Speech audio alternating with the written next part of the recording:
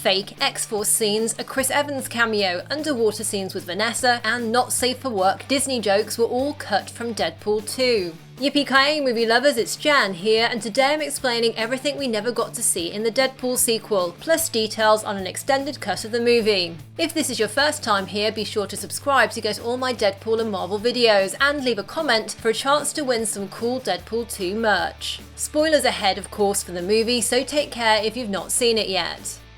It was fun meeting the new X-Force team in Deadpool 2, even though our time with them was pretty short. But if you'd watched the movie's trailers, you probably thought we were going to get more time with the new team than we did, including action scenes with both Bedlam and Shatterstar. And that's exactly what the filmmakers wanted you to think. Yes, the movie's director and writers told Uproxx that they filmed those extra scenes with the actors in front of a green screen, knowing full well that they'd never put them in the final film. It was all done with the aim of pranking the audience, and at one point they were even planning to make individual character posters and standees of the X-Force members as well. However, the studio told them to hit the brakes in case audiences got too annoyed when they saw the film.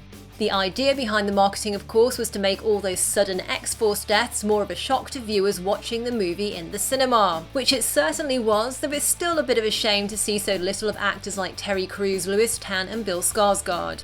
There wasn't any explanation in the movie about where Cable got his mutant powers or his metal arm from. However, there is a potential nod to his cybernetic arm and the techno-organic virus from the comics in a voiceover line in the trailer that we never heard in the final film. In the film, Cable asks Weasel, "What's the most pain you've ever felt?" But this next line from Cable in the trailer was cut from the movie. "Maybe the kind that leaves you more machine than man."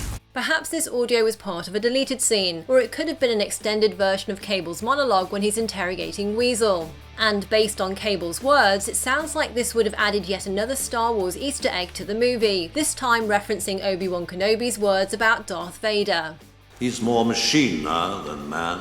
As for Cable's rich comic book history, the movie's writers told Vulture that they use the comics as guideposts while adding their own spin on things, going more for the tone and feel of a character than details and plot lines. And while the movie does feature some nods to Cable's comic book backstory, as I've talked about in my Deadpool 2 Easter eggs video, the screenwriters made a conscious decision not to go heavily into his background, as they felt it was too much information for a 2-hour film. It's interesting that earlier versions of the script did include Cable's telekinetic powers, though in the end they didn't make it on screen. Of course, Cable will be back in the X-Force movie, and although they're not writing it, Deadpool 2 screenwriters say we'll likely hear more in that film about things like the techno-organic virus that Cable has in the comics. Also, according to plot leaks, Deadpool 2 originally included a scene of Cable breaking into a government facility to steal the time travel device he uses to go back to find the young Fire Fist. Of course, in the final film, he already has that device when we first see him in the ruins of his former house.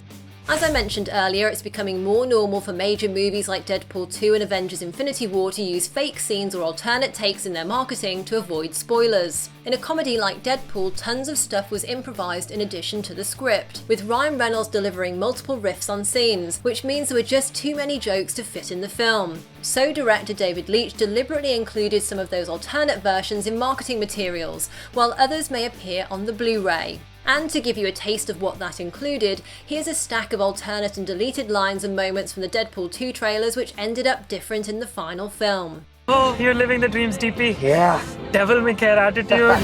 Strong thighs. Beautiful girlfriend. Sorry I'm late. I was rounding up all the gluten in the world and launching into space where it can't not hurt us ever again. Move or die. Pump the hate brakes, Thanos. We're gonna form a super duper group. Absolutely right. Now, let's go get our on. Ooh! Yeah! Your bullets. They're really fast. Yeah! Oh, this is what happens when you turn 40. Your time's up, you dumb. And that is why Sisterhood of the Traveling Pants is pure pornography. Oh, God, I wish I finished college. I think some of those trailer lines were funnier than their counterparts in the movie, though others in the film were funnier than in the trailers, especially as I wasn't expecting them. For example, "Pump the hate brakes, Fox and friends." It's a tricky balance for studios, as some fans might appreciate the pleasant surprise of the final movie ending up a bit different, while others might feel cheated of moments they enjoyed in the trailers. By the way, there was also a joke by Peter teased in a TV spot that never made it into the final cut. I have both type 1 and 2 diabetes. As it turns out, we are looking for someone with diabetes. Peter's your man. That line was likely ad-libbed by Rob Delaney, who did a lot of improvisation in his role as Peter. By the way, originally the filmmakers toyed with the idea of one of the screenwriters playing the part of Peter, but Ryan Reynolds recommended catastrophe star Delaney. And while we did get some amusing shots of Wade scooting around the X mansion in Professor X's wheelchair, this one of him spinning around in front of a couple of portraits of Abraham Lincoln and Barack Obama didn't make it into the movie. There's an example of something being digitally altered between the trailer and the final film in the propaganda posters behind Fire Fist, which changed from "The end is near" in the trailer to "M-Day is here" in the movie, which is a very interesting X-Men Easter egg you can learn more about in my Easter egg video.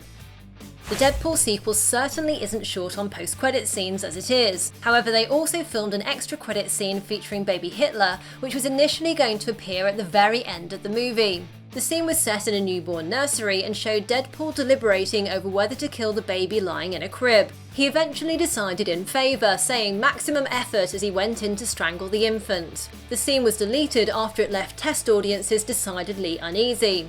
So it seems that infanticide was a step too far even for the notoriously near-the-knuckle comic book character. According to the screenwriters, there was also another version drafted of that scene, which included Deadpool using a pen to draw a moustache on the baby so he looked more like adult Hitler before dispatching him. By the way, it seems the filmmakers couldn't entirely resist including a baby Hitler line in the film. Deadpool asked Cable why he didn't just travel back to when Fire Fist was a baby and kill him then, or better yet head back a little further and kill baby Hitler. While the baby Hitler end credit scene was actually filmed, another idea the writers had for the post-credits didn't make it past the writing stage. Basically, it was going to involve more X-Force interviews, one of them with actor Chris Evans reprising his role as the Human Torch from Fox's original Fantastic Four movies. Sadly, they never got as far as actually asking Evans, who's now best known as the MCU's Captain America. However, the reason they didn't end up with the Human Torch post-credits is that Ryan Reynolds came up with the idea for the Green Lantern scene which closes the movie, with Deadpool travelling back in time to shoot Reynolds, who thinks he's made it to the big time after he gets the script for the much maligned DC movie. Deadpool 2 includes plenty of Easter eggs and jokey references to movies owned by Disney. However, Ryan Reynolds has said that Fox made him delete one particular Disney-related joke from the film. Cutting the gag was a sore spot for Reynolds, but while he wouldn't reveal what the joke was, he did tell EW that looking back, removing it was a wise decision. Of course, much of Fox has now been bought by Disney, whose CEO has previously said there could be room for the R-rated Merc on their future slate. However, the merger deal isn't officially closed yet, and it seems it may have affected the virtually filter-free Deadpool franchise, which normally takes aim at pretty much everything. Given the humour in the Deadpool movies, you can imagine the kind of innuendo the writers might have come up with for a joke about Fox and the Mouse House getting together. But as the not safe for work joke was a bit too dark and at the expense of Disney, we may never find out exactly what we're missing. An underwater scene with Deadpool and Vanessa, who's played by Morena Baccarin, was also chopped from the movie. The scene in question was a dream sequence, and filming for it involved an apartment set being sunk 20 feet underwater and Baccarin being strapped to a chair and weights attached to her so she stayed in place. Baccarin was actually pretty annoyed it ended up being cut, as she had to confront her massive fear of being underwater, both during the shoot and during the scuba training to prepare for it. However, as she told GMA, unlike Ryan Reynolds, who seemed completely at ease filming the scene, she found it hard to relax and thinks her anxiety may have been picked up on camera, which could be why the scene was deleted. It sounds like this sequence was how the film was originally going to depict Vanessa's scenes with Deadpool in the afterlife. Instead, in the final film, the afterlife scenes look like they maybe take some inspiration from the music video for a-ha's Take On Me, which also plays during those scenes. An alternate early version of the script had Vanessa leaving Wade and him trying to get her back. However, for the screenwriters, Deadpool works best when he's suffering and has nothing, so they killed off her character instead. In the comics, Vanessa is a mutant shapeshifter known as Copycat, and has a much more interesting role compared to her part in both Deadpool movies so far. And considering it's such a self-aware comic book movie, the writer's storytelling choice makes Deadpool 2 less subversive than it likes to think it is. Over the years, killing off female characters merely to motivate male characters and advance their comic book stories has been criticised, with the term women in refrigerators or fridging being coined to describe this trope, because women have literally been murdered and stuffed in a fridge. To quote Deadpool, "That's just lazy writing." And it's especially frustrating that the screenwriters decided not to develop Vanessa's character and mutant powers for the sequel, as after the first movie they actually said they wanted to explore that in future films. It's also interesting that after the writers decided to kill Vanessa off, their original plan was for her to stay dead, and that's exactly what audiences saw happen at the first screenings of the film, which didn't include any time-travelling post-credit scenes as they hadn't come up with the idea at that point. The end credit scenes were actually filmed during additional photography. Speaking of extra filming, as is the case with most major movies, Deadpool 2 did do some reshoots, and in March this year there were reports claiming the movie was suffering from poor test screenings. After the rumours surfaced, counter-reports appeared in the press, possibly leaked by the studio, about 3 separate sets of test screenings of Deadpool 2, all of which scored very highly. Exactly what went on there isn't totally clear, and the official line is that reshoots were mostly to add more scenes with the 2 characters Cable and Domino, which test audiences really liked. But I wonder whether the eventual idea to resurrect Vanessa also came about because of reactions from those screenings. Obviously test screenings are confidential, so there's no way of truly knowing for sure whether claims about good or bad tests can be fully trusted. At the end of Deadpool 2, there's a credit that reads in memory of Saquana Harris, in honour of the stuntwoman and pro racer who died in a motorcycle accident on the set of the movie in Vancouver. At the time of the tragic event, Harris was doubling for Zazie Beetz in what appears to have been an action scene of Domino on a motorbike, and for obvious reasons, the filmmakers opted not to reshoot the scene for the final film. One new character we only saw a little of in Deadpool 2 was Black Tom Cassidy. Originally he was going to have a much bigger part in the movie, acting as a kind of devil figure whispering in Russell's ear, pushing him to criminality. Comic book fans will know Black Tom as an X-Men villain, and a mutant who can use plant life to project and manipulate energy. There are some crazy comic book storylines with the character, and the original idea for Deadpool 2 was for Black Tom to be the main villain of the movie. Speaking to CBR, the writers said there was a scene planned where Black Tom would create hailstorms of wood from trees and also move the entire orphanage. The idea was scrapped though because the cost of those CG scenes was too high for the budget, and the filmmakers decided to focus the CG money instead on Juggernaut. So that's why ultimately Black Tom Cassidy's role was cut back and the character was quickly killed off.